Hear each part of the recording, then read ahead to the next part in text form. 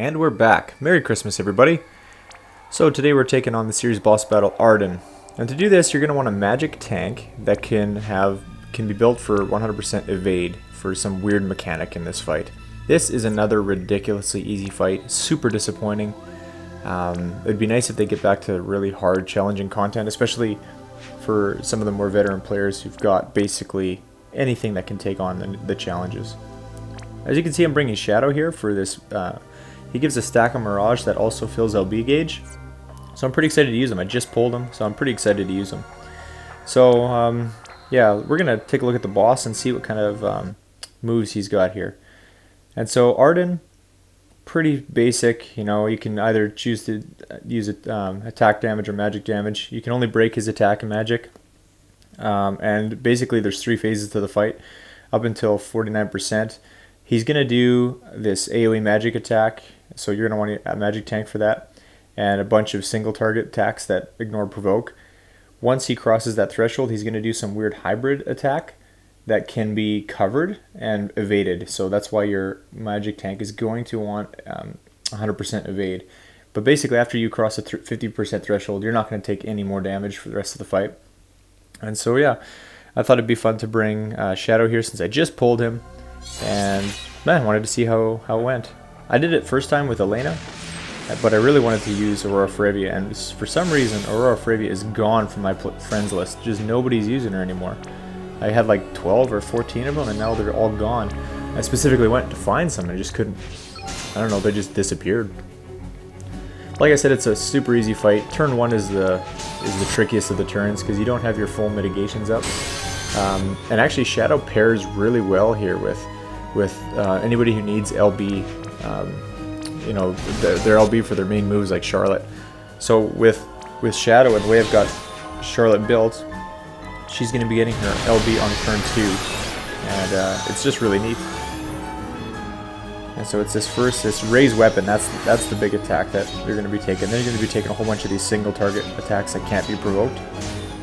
And so that's why you're going to need some sort of physical mitigation, or just Mirage stacks.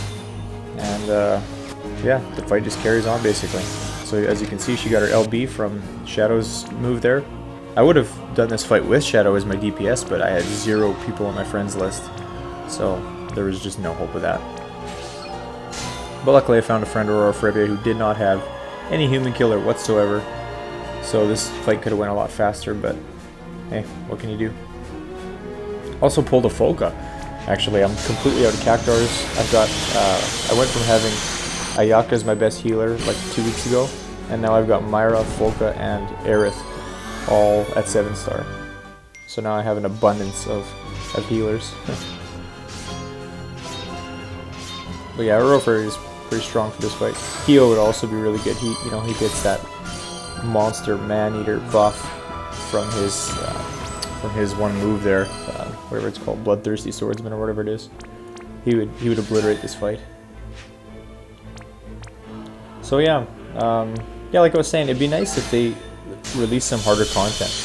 Like there was, I don't know how many of you remember, but there was a time when, you know, we'd do a raid, and then we'd get that like raid boss or whatever, you know, on the 2nd week, and sometimes that fight would actually be quite challenging, and like you'd actually have to go on YouTube and find out some of the interesting strategies of like what to do. I think the last one we had was the that stupid candle, that stupid whatever. He's in the Chamber of the Vengeful now, but when he first came out, and then he was like kind of like a mini trial, and there was a lot of people that couldn't clear that trial, so it was super fun for the community to just figure out a way to beat this stuff. But they don't do that anymore, and it's super annoying. Like everything is just a walk in the park. Excuse me. Like this is like a trial fight here, and it's absolutely a joke basically. Like you could take anybody in here. You just need some form of physical, magical mitigation, general mitigation. I mean, you could do this with a whole bunch of different people. I just bring Summer Lid and Fina as my breaker. Just, you know, I could take any breaker really. Just break the attack and magic. The better the break is, the less mitigation you need. Like it's really not difficult. Actually, I tried recording this video earlier, and I accidentally screwed something up and Charlotte wasn't able to cover, so the attack hit everybody, but I lived. It was like, I don't even, like, it's worth a shot to actually try this out. Maybe you don't even need a cover tank. Who knows? Like, I was pretty shocked that everybody survived. Like, everyone had like 3,000 HP left, and I was like, oh, maybe this is even a lot easier than than I think it is. So,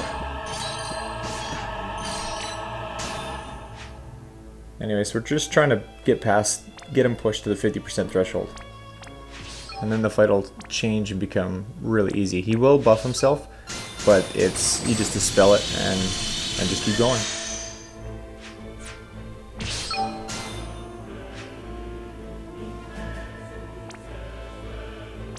The nice thing about what they've done with the 5% rainbow rate is I have seen a slight increase in rainbows, but of course with that, because they haven't really increased. I mean, they did a little bit, but not much of the on banner rates. So people are getting a lot of rainbows and not a lot of on banner rainbows, and so it's the same old frustration that happened when it was raised from 1% to 3%.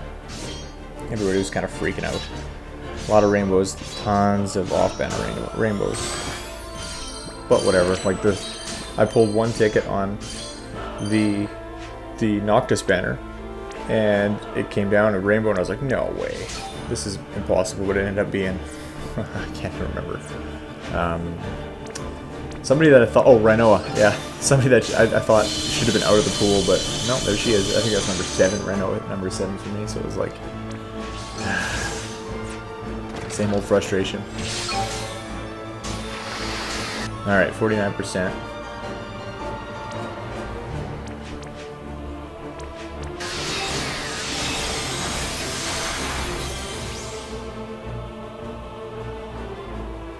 So now the fight shifts. Now he's gonna start doing the move that can be, it's like a hybrid move, but for some reason it can be evaded, covered and evaded. So there, finger snap to get rid of the buff, reapply my buff, and then I gotta reapply my imperils and just keep on damaging. This fight's actually kind of interesting because I think it's every three or four turns he'll put up a mitigation buff that, like, you can't damage him, like just very little damage. So I found it really wrecked the rotation of like the Hio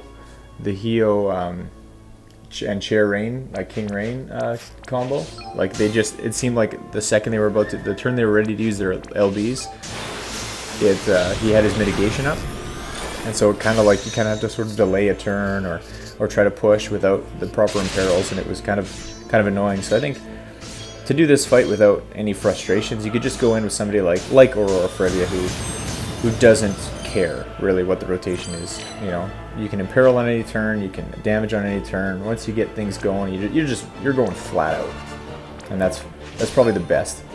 When these bosses have those random turns of mitigation, it can really throw off your rotation. And so it just keeps going. In fact, the last stage, once you get him down to 9%, his HP will hardlock again. And it's super easy because he's only going to do physical attacks.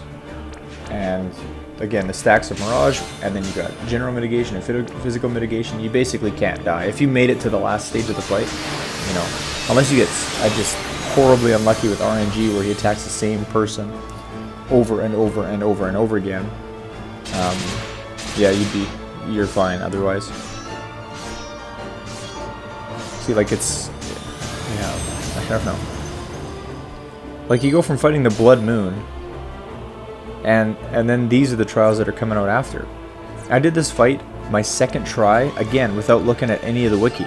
I was scanning down YouTube, and I started a video where they said you needed a magic cover tank that can evade, and then I didn't watch any more. And that's the only information I went off of, and I went in with a team similar to this. Actually, it was this exact team, it was just Elena, and I just gutted it out. I think it took me 19 turns just because I wasn't sure what was going on. But like zero information, just like a random team. It happened to be that I had Paralyzed Resist. You need Paralyzed Resist, by the way. I should have told you at the beginning of the fight, but you need Paralyzed Resist or a way to heal it and resist against it. But that's the only status effect. So yeah, anyways, there's not really anything else to say about this fight. It's very, very, very straightforward, so I'm just going to let you watch the rest of it. He's going to hit his last threshold. You have to kill with an LB, so Shadow does that really well for me here. Elena was the one that did it for me in my original clear, but whoever you got that you can slot in, you know, maybe you need just regular Heavenly Technician Lid. She's got a LB finish, and she's your breaker, so that would work out fine. I mean, if you're using Awaken Rain as your magic tank, he could finish with an LB. Same thing with Bosch, he could do it. There's all kinds of ways to do it. It's not a very creative fight. It was a big letdown. Hopefully in the future they come up with some harder content, because it's getting tough to play this game. It's getting tough to keep going when, like, every week we get brand new units and there's new things thrown at us, but there's nothing to use them on. Like, I've been getting so many units in this last little while. It's like, well, this is fine, but this is the challenge. This is all we got to test them out on. It just, yeah, it's a bit of a disappointment. So I hope this fight goes well for you. I don't think I forgot anything. If I did, mention it in the comments. I could try to help you out. But other than that, have fun. See you later.